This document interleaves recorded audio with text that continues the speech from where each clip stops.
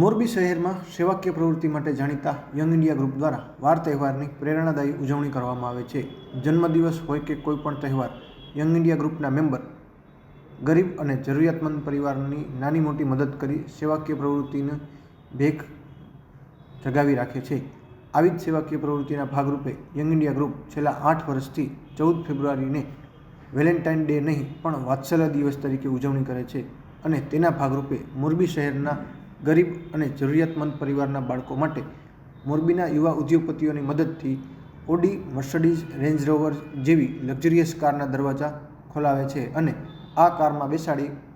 બાળકોને શહેરના મુખ્ય માર્ગની લટારનો આનંદ અપાવવામાં આવે છે। ત્યારે આજે મોરબીના વાત્સલ્ય દિવસ નિમિત્તે મોરબીના 50 ઉદ્યોગપતિઓની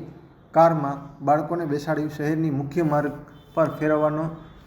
એક અનોખો પ્રયાસ કરવામાં આવ્યો હતો, જેમાં 50 જેટલી કારમાં 130 જેટલા બાળકોને બેસાડી શહેરની સ્કાય મોલથી લઈ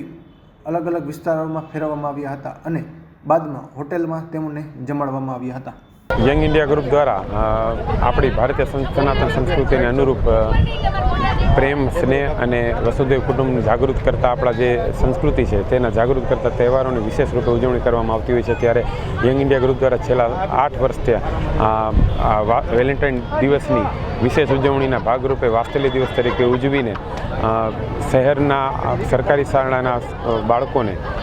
વૈભવી કારોના કાફલામાં મોરબી શહેરની સફર કરાવવામાં આવેલી હતી અને સાથે સાથે સારામાં સારી હોટલમાં તેમને ભાવતા ભોજન કરાવવામાં આવેલ હતા, જેમાં લગભગ 50થી ઉપર વૈભવી કારોનો કાફલો અને સાથે 130થી ઉપર બાળકો સહિતનાઓએ આ આનંદની સફરમાં જોઈ રાઇડમાં ભાગ લીધેલો હતો।